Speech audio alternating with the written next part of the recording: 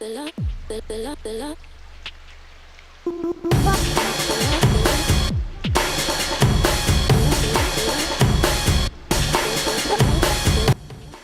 guys, it's Tokyo Soda Pop, and welcome back to my channel. I am so excited because I will be reacting to Kim Porsche, two people on their cast,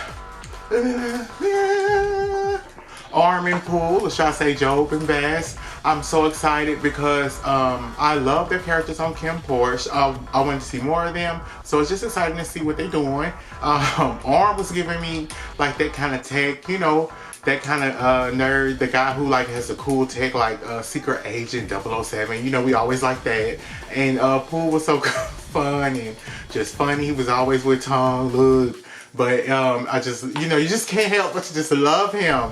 But yes, hello guys. If you're new to my channel, I'm a drag queen just reacting to what I love. Oh, but guys, I just can't stop looking at me. I cannot stop looking at myself in this camera.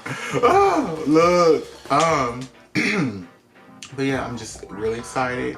I hope you guys are doing amazing. Hello to my Soda Pops. Hello to my new subscribers. Guys, thank you so much for your kind comments. Let's go ahead and get into it. I was trying to stay still because my neck was out. I heard it snap, and I was like, eh. I tried to stay still as long as I could. I held it together. But yeah, let's go ahead and, oh goodness. Y'all, she falling apart. Let's go ahead. Maybe I don't need my necklace, which I think. Let's go ahead and get into it. มีคนเขาบอกว่าทำยังไงให้อร่อยรู้ป่ะใส่ทุกอย่างเท่ากันแล้วผมก็ถามเขาว่าแล้วถ้าเราใส่น้ำปลาช้อนนึงอ่ะ Ooh, what they making? แค่เห็นก็วุ่นวายแล้วอะไรทำอะไร I'm done. ใส่ถุงด้วยสิเขาได้ไม่ต้องเก็บเอาใส่ถุงด้วยสิเขาได้ไม่ต้องเก็บ Hold on. Hold on, Arm. พี่แค่ลองทำอะไร Baby. อยากรู้เนี่ย Basket, man. มาให้ดีนะ คอนเทนต์ที่กี่นาทีครึ่งชั่วโมงเหรอได้2 ลูกแล้วแป๊บนึงได้กระเทียม2 ลูกแล้วได้2 ลูกแล้วแป๊บนึงได้กระเทียม2 ลูกแล้ว Oh my goodness, I'm already like, oh, I'm ready. สวัสดีครับวันนี้พวกเรามาในรายการบริการเข้าครัวครับ Come on. แนะนำตัวครับ ผมชอบครับ คุณดึงเสียงหล่อทำไมอะสวัสดีครับผมไม้ครับก็วันนี้ Oh, they're so cute. เป็น พ่อค้าขายส้มตำ Ooh.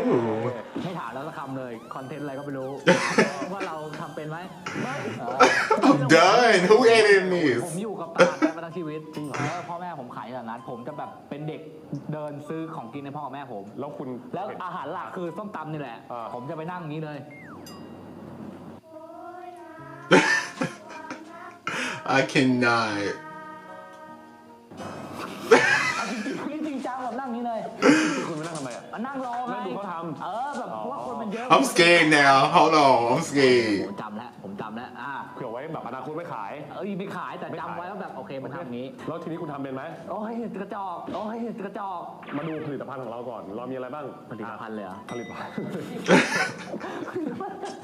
Oh my นี่ goodness. คืออะไร อ๋ออันนี้ไม่ใช่อันนี้ซีอิ๊วขาวครับไม่ใช่อัน ซี นี้ อิ๊วขาวนี่ไม่ใช้ใช่ไหม ลองครับ ไม่ใช้โอเคอันนี้ไม่ใช้อันนี้ครับ อันนี้ คืออะไร รู้อยู่ว่าฉลากแบบนี้น้ำปลาครับ โอเค อันนี้น่าจะปลาครับน้ำปลา น้ำปลาโอเค ไม่เชื่อลองเปิดดมดูก่อน ไหนให้ลองชิม ลองเปิดดมดูก่อนเป็นไง กลิ่นหอมนะจุนใช่อันนี้อะไรผมเดาว่าเป็นโชยุชัวร์ น่าจะใช่เพราะว่ามันขวดแบบญี่ปุ่นหน่อยป่ะ เราใช่ ใช่ Okay, they about to throw อะไร down. มันจะไม่เปิดมึงดมอะไรเนี่ย เราใช่ อันนี้น้ำส้มสายชู ใช่ป่ะ ไม่ใช่ ใช่ไหมไม่ใช่หรอ เขาใช้มะนาว ไม่เติมความเปรี้ยว เขาใช้ ใช่ไหม มะนาว โอเคอันนี้อะไรอ่ะ ฝาเขียว โอเค คุ้นเคยกันอยู่เรากินกับไข่ ใช่ ดาว ไหม ไม่ใช่ เหรอโอเค Look, who can cook? Can they cook? น้ำตาลใช่ไหม เป็นน้ำตาลอันนี้ผง อันนี้ขาดไม่ได้ ชูรส เมื่อกี้มีคนเขาบอกว่าทำยังไงให้อร่อยรู้ป่ะใส่ทุกอย่างเท่ากันแล้วผมก็ถามเขาว่าแล้วถ้าเราใส่น้ำปลาช้อนนึงอ่ะ เราต้องใส่ผงชูรสช้อนเริ่มเลย โอเคมา เริ่มเลยไหม นะ This is about to be real interesting. คุณปอกมะละกอ Okay, look. All right. It's your first time making it. Okay. ที่ผมปอกมะละกอให้คุณ โอเค It just looks like a lot. It looks good. Like a lot of เห็น ingredients. ก็วุ่นวายแล้ว อะไรทำอะไรทำอะไรทำอะไร Oh my goodness, what is that? ไม่อันนี้คือปอกให้มันเป็นอ๋อมันมี2 ย่าน ใช่มันมี เดี๋ยวก่อนนะ มันมี เดี๋ยวก่อนนะเดี๋ยวก่อนนะแป๊บไม่ Oh my goodness, what is wrong? มาช่วยกูจริงไหมเนี่ย โอเค ง่ายเนี่ยง่าย โอเค เอาใส่ถุงด้วยสิเขาได้ไม่ต้องเก็บเอาใส่ถุงด้วยสิเขาได้ไม่ต้องเก็บบล็อกก็ทีนะ Honey, get out the kitchen, honey, fast in there. กูช่วยเชฟไม่เรื่องเลย it was done. ที่เราอยากทำเท่านั้น เฮ้ยผมก็ใช้ได้นะ เฮ้ยเอาให้เพื่อนปอกแค่เปลือกผมไม่เอาเนื้อเนาะ โอเค ปอกเปลือกออก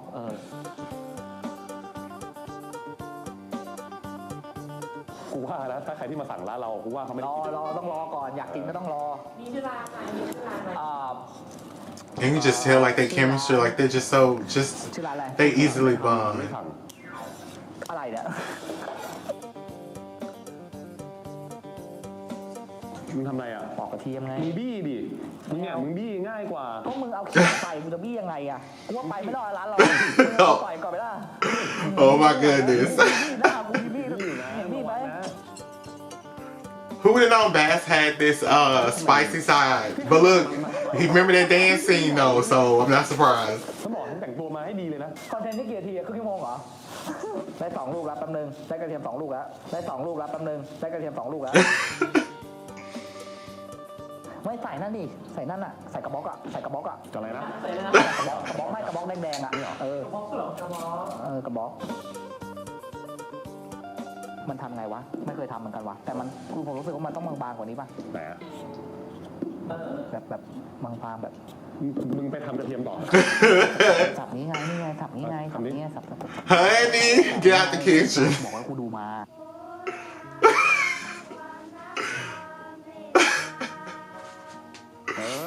งั้นมึงทำเลยกูนั่งให้กำลังใจ ไม่ มึ เอา ง มันผ่านที่ไปกูปอกกระเทียมมา Look, that's the head chef, honey, Chef เฮ้ย Bass. มึงของคนกินด้วยไว้เพื่อนมันใหญ่ไปอ่ะ ก่อน เฮ้ยมึงของคนกินด้วยไว้เพื่อนมันใหญ่ไปอ่ะ ไม่เดี๋ยวคือถ้าได้มาแบบนี้เดี๋ยวผมมาฉีกแค่ทีละเส้นไง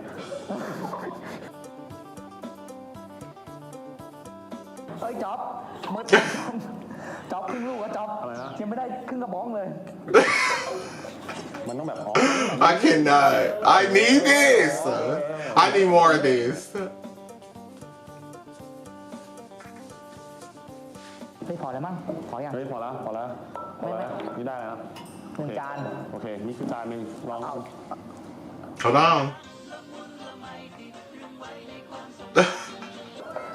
เพิ่มนะ โอเคนี่ไม่หายแล้ว เราตำกระเทียมก่อน Yeah, they're so cute, honey. I'm done. Honey. ดีหั่นมะนาวใช่ เอากี่ลูก เอา2 ลูกเอาเผ็ดไหม ที่เป็นเตี้ย ทิ้งไม่เดียว กี่เม็ดนะครับ 2 เมตร 2 เม็ด Yes. 2 เมตร Baby, that's me though. Look, I like spicy. ถั่วด้วยเพื่อน เราเยอะไหม 2 เส้นหอม หั่นละเอียดไหม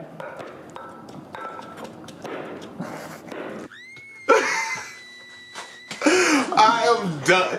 Y'all, the head chef is not playing no games. I am done with Bass. เอาล่ะถ่ายต่อนะ อันนี้มีมะนาว ฮะ มีมะนาวแล้วมี มีมะนาวใส่มะนาวก่อนนี่มะนาว เฮ้ยแล้วมันจะนัวเหรอวะทำไมไม่ใส่นี่ไปก่อนอ่ะ ใส่มะนาวก่อน เฮ้ย ต้องปรุงเครื่องให้เสร็จก่อน ใช่เหรอ มันจะเถียงที่บอกว่า Honey. I cannot. Hey, I'm trying to figure out why Bass is snapping left and right. Yeah, honey, Paul, baby, better get it เรา together. ใส่มะนาวเยอะเนี่ยเพราะว่าเราคาดคะเนไว้แล้วว่าเราต้องใส่ปลาร้าไงเพราะว่าปลาร้ามีความเค็มนะง่าย โอเค มีความรู้ป่ะ มีความรู้อย่างละช้อน นิดนึงปลาร้านิดนึง Okay, hold on. นิดนึงโอ้บีบมันต้องบีบก่อนเว้ย อ่ะ แกะกระดองออกก่อน มันต้องแกะกระดองก่อน What is, I can't do it. I can do it. มันพยายามจะไม่เอามือไปจับปรุง สู้ๆเพื่อน นี่ไง ใช่ใช่ แล้วมันต้อง The same. I can do a big crab, not a little crab, which is weird. Not a little crab. I can't crush a little crab. ใครแม่งคิดคอนเทนต์นี้ They're like that's. It's so little like a spider. I can't do it.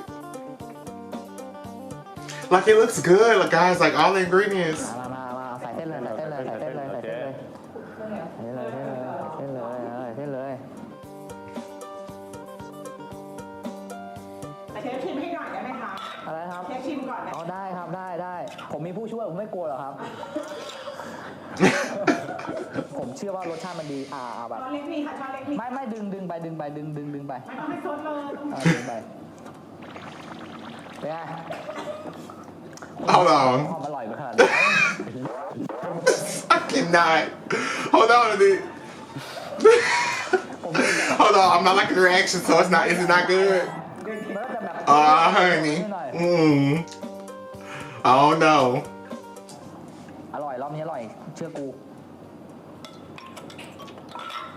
ไงเป็นไง I don't know. These faces, I don't know. เป็นน้ำปลาร้าน้อยไป จริงปะเนี่ย จริง เชื่อมดีไหมเนี่ย Hold on. เฮ้ยก็ดีแล้วนะ Okay. มันไม่นัวหันไปอีกเชื่อกูดิ เมื่อกี้มันดีนะเพื่อน เฮ้ยอันนี้อร่อยเลย เฮ้ยทำไมทำอร่อยจังวะ ขายได้เลยกูว่าอันนี้ขายได้เลย เฮ้ยรอชิมนะครับรอชิมเลย All right. ทางนั้นเดี๋ยว โอ้ยมือดิฉัน เชฟอย่างเงี้ยสิ Look. All right. That's the head shell. ชิมอีกทีหนึ่งชิมไปไหมเขาแลมปะ กูว่าพอแล้ว พอเหรอ แต่แม่งจะหนักกว่านี้ เฮ้ยไม่ได้มันต้องอร่อยดิว่าแม่งทำทั้งทีมันจะไม่อร่อยได้ไง Look, I thought we was done. We still cooking. What's going on?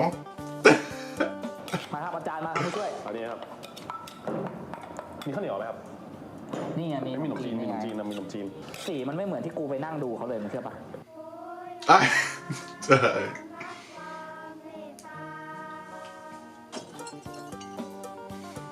It looks good.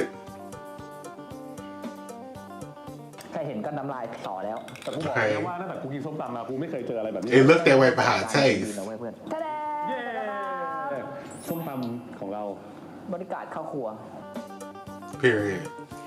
Come on, bodyguard, sell it. Superior. Okay. Is it superior? That's what. Is it giving? Is it giving superior? That's what I want to know. They're so cute.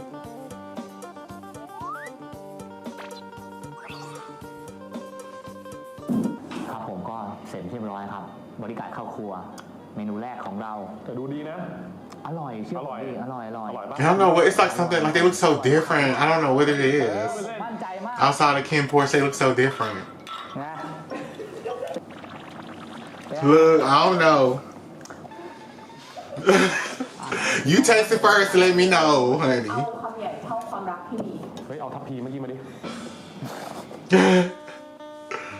มันคือเข้าปากไม่ได้ นี่ผมรู้คุณชอบกินเผ็ดเอามันครบนี่มัน มันเคยตักข้าวป้อนใครปะเนี่ยทำไมมันเละอย่างเงี้ย ผักอร่อยปะ เอามาเอานะ เรื่องจอง Oh. All right. They are so cute. Get them if y'all don't get them their own series, I don't know what to say. อร่อยอร่อยปะ อร่อย อร่อยนี่มึงเคยตักข้าวให้ใครกินไหม ใจเย็นดีเรียกก่อนแป๊บนึง No. Done. It's so cute, so fine. But yeah, I can. The way they act, like I need them to have something, you know, a little. It'd be cool, a little spin-off or just their own, อร่อยจะใส่ปลาร้าน้อยไป because their energy together, their chemistry, like เป it's. รี้ยวมะนาวโดดออกมา มั แล้ น วก็ น่าจะเปรี้ยวไปนิดนึง แล้วก็มีกลิ่นปลาร้าหน่อย I like it in the humor. Oh my goodness. แต่ว่าก็กินได้ อร่อยปะ อร่อย อร่อยปะ อร่อยแหละมึงตักเพิ่มแล้วเนี่ยอุ้ย หิวแหละ เป็นไง And I don't know if it's just me, but I just love to see me. I just love to see me eat. Is that just me? Is it just me? จีน เป็นไงชิมไหมครับชิมไหม I don't know. Look, let's see what she gonna say. เฮ้ยหยุดกินก่อนให้เขากิน Is it giving superior? เนี่ยเมื่อให้เขากินก่อน I'm so ได้ไหมมึงว่าเขาคิดนานหรือว่า Oh no. Hold ร on. สชาติอะไร Okay. But look, why is it taking so long? Like, why is it taking so long? That's the question. นี่มากินมานี่มา Hold on. ควรต้องเปิด Let's see. แบบตีห้าได้ขายตอนบ่ายสาม I cannot. Okay. ฟองมากเลยอ่ะ Okay, she like it. ดีไหม เฮ้ยอันดี หันไปบอกกล้อง Okay. Come on, Jackie. Come on, hair. Hold on. Hold on. Hold on. It's เปรี้ยวไปนิด okay. โดยรวมอร่อย Okay. ๆยอดอ่ะยอดอ่ะ All right. So it's giving good. It may be giving. Oh, เต็มหกนะ คะแนนเต็ม6ให้เลย ได้7คะแนน that's passing. ให้กี่คะแนนให้กี่คะแนน Okay. หรอลิงชอบหรอ มันโอเคพอกินกับขนมจีนแล้วมันแบบโอเคอ่ะ ไม่ได้รู้สึกว่าเปรี้ยวโดด อ่ามีเท่าไหร่ รอบหน้าให้ย่างหมูป่ะ ถ้าเกิดชอบก็ไม่ต้องกดไลค์ Look, I saw that hand. จะได้ไม่ต้องมาทำอีก เพราะว่าเราไม่รู้เลยว่าเราต้องมาทำอะไรบ้าง อันนี้ก็คือครั้งแรกของเราเหมือนกัน แต่รอบหน้าขอที่แบบแอดวานซ์กว่านี้หน่อยนะ ไม่ต้องพูด นี่ง่าย อยากทำอะไร ๆเช่นแบบไข่เจียวไข่ดาวอะไรเงี้ยผมว่า ก็ถ้าเกิดชอบก็อย่าลืมกดไลค์กด subscribe กดแชร์ Yeah, I literally love them together. Like, I want more of this.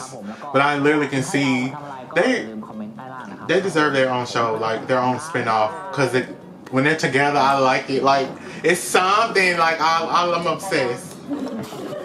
Hold on. Look.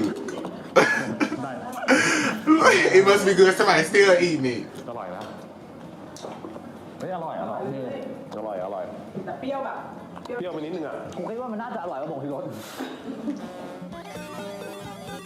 Oh yes. All right, babes. But yeah, I absolutely loved it. Guys, I absolutely loved it. Oh my goodness, honey. I cannot deal. I cannot deal with Bass, honey, getting hot in the kitchen, honey. You better measure them cups right. You better chop them vegetables up correctly, honey. Cause the head chef, honey, Bass was not playing. But it was just so cute to see. Oh my goodness. And just Joe, oh my goodness. Them lips. But just so handsome, I absolutely loved it. You can tell it's more than just them working or they have a role together. There is some chemistry there and it is contagious, and the humor, oh my god, it's out of this world. And I just love seeing Bass get mad like that. Oh my goodness, guys, that was hilarious, and it was just so cute, and it was just like cool to see them work together and make their first dish of that sort. It looked good though, to be honest, because I like spices, but it looked good. I'm laughing at just everyone's reaction. Like everybody's like, as soon as they taste it, it's taking them time to be like, but it was absolutely good. I absolutely loved it, guys, and I would love to see more of them. Yeah, like I need like something with them too. Like I do. I love it. I do. I absolutely love it. Oh, honey, I just couldn't stop staring. I couldn't stop looking.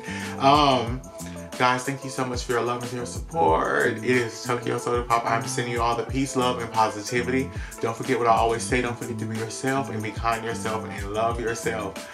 Oh, honey, I don't know now. Hold on. Hold on now. Look, hold on, Joe. Hold on, Bass. Like, hold on. All right.